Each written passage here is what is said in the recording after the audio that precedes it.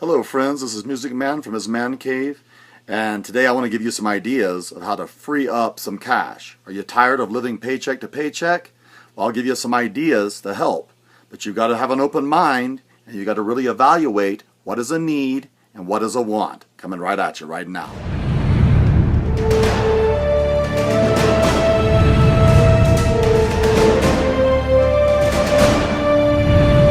Music Man, and I'm going to teach you on this episode of Stupid with Money, how to free up some cash if you're tired of living paycheck to paycheck. But you're going to, first of all, you're going to think that what I'm saying is absolute blasphemy. But you have to realize that these things are actually needs, not wants. So the first thing we're going to go after is your television. If you're paying cable, satellite, $70 a month, $70 a month times 12 months, that's $960, almost $1,000 a year. And money you could be putting away, saving, whatever. And like I said before, you look at my other stuff, TV is free. I get 15 channels now, digital clarity, beautiful. And also there's a library. You want to rent movies and whatever. There's a lot of good stuff at the library. Check it out. So television, cut the cable. Take that big metal thing off your house and just get a cheap antenna and it'll pay for itself in about 5 days. And you'll save yourself $1,000 a year right there. Bam, baby! Coming up, number 2. Now I'm coming after your cell phone. Okay, the second thing you need to do is you need to realize that if you have one of these, which my daughter has, a tablet, you no longer need to have a smartphone. You shouldn't be using that in the middle of school anyway, or you shouldn't be using that in the middle of your job anyway. Unless your job requires it, then have your job help pay for it. Anyway, if you have a smartphone plan, $30 a month, let's add this up. $30 a month times 12 months, that's $360 a year. Right, where are we up to now? We're up to $1,360 extra. You gave yourself a pay raise.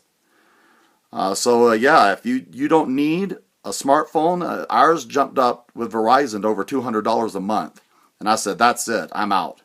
And I sold my iPhone on eBay, and I lowered my plan, $30 a month. So I know you're like, no, not my precious, not my precious. What do? Do you play games, apps? There's your tablet. I don't like calling it the iPad. It sounds like a feminine product. They call it the iTed. There you go. Anyway, yeah, that's something to really look at. That cell phone. If you have a tablet, you're doubling up. The tablet will do everything your cell phone will do, or your smartphone will do. You just need your cell phone, and you can cut some money right there. And then later on, if you can work through that, maybe you want to get rid of your cell phone completely. Because I hardly ever answer mine anyway. People that know me know that's true. Number 3 coming at you. Number 3, now I'm talking about more precious. Your internet service. Are you getting the best deal you can get for your internet service?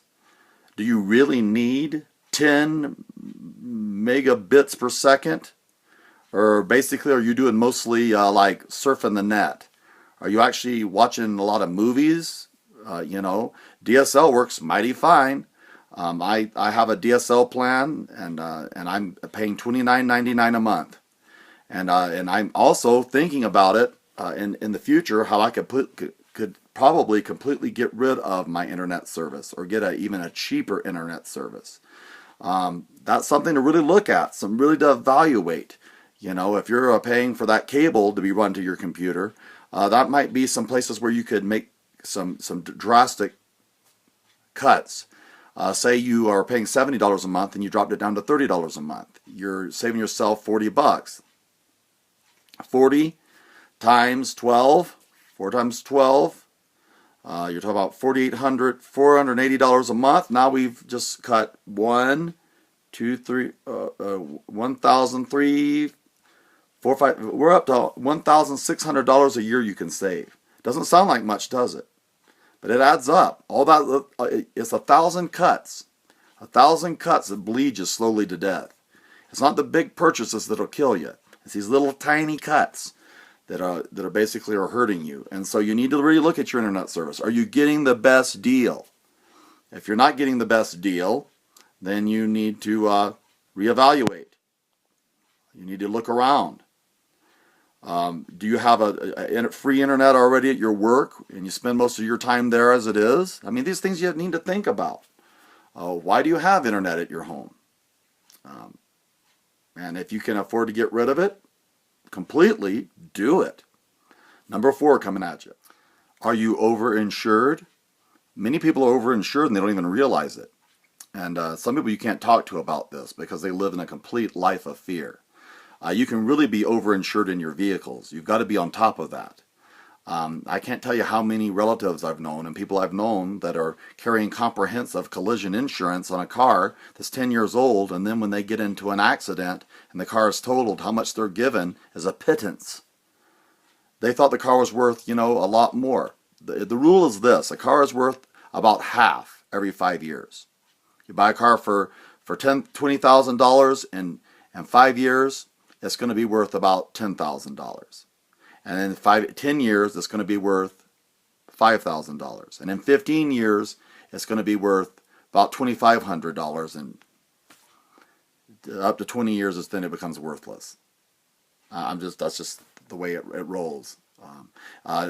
Kelly Blue Book knows this. So are you overinsured? So what you need to do, and you need to go in and actually look at your insurance really closely and make sure you also don't have all these little tiny add-ons that really add up to a lot. I discovered I had a towing package on 2 cars that hardly ever leave town. I have just a little puddle hopper, a Camry I bought that has 250,000 miles on it with a stick shift, and it's your basic transportation. It's a really comfortable car, and it's good, but it's not worth having a towing package on because I'm not going to take that car out of town anytime soon. I'd take the 99 out of town. That's still really in good condition. This car, the 2000, it has only 180,000 miles, where this one has 250,000 miles. And so you got to look at those things.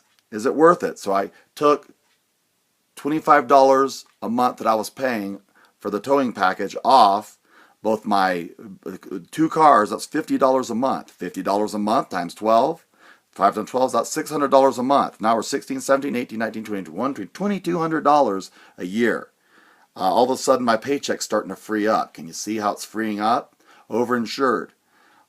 Your housing insurance. Are you so afraid that you've overinsured your housing insurance? Another thing is, don't do this before saving up the deductible, but raise your deductibles as high as you can. With our health insurance, we take catastrophic. With our car insurance, we only take liability. We dropped comp and collision. And I'm just telling you, that's the way to go. And we've cut it to bare bones. I mean, really cut off all the fat.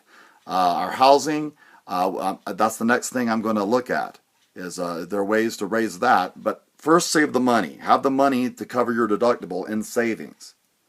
Because I will tell you, if you have something catastrophic happen, you think your a $10,000 deductible is high?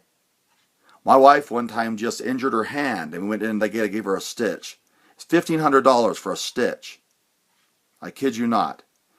So that deductible, $10,000, that's gone like that. That's nothing in a hospital these days, and you know what I'm saying is true. It's better to have that money put aside and saved, and have your insurance as high as you can. The deductible, that is. Have that deductible as high as you can. We take catastrophic with our health insurance. We take the minimum on our cars, because a car you can't walk away from, you can't afford. And so there's another place to make some drastic cuts. Insurance. Take a look at it. Your home insurance, your car insurance. And get rid of, if you have boats and you're insuring all that, that's bleeding you to death. Jet skis you're insuring, motorcycles you're insuring. You might want to look at getting rid of some of that stuff. You would not believe how that's going to ease up your cash flow. Number 5, and then I'm done. Finally, be willing to unload a lot of your junk. I sold stuff, and I'm done now, but the last 2 weeks I've made over $1,000 just selling stuff on eBay. And there's times I've had garage sales. And believe it or not, you can make about $800 on a garage sale. You just gave yourself right there an $1,800 a year pay raise.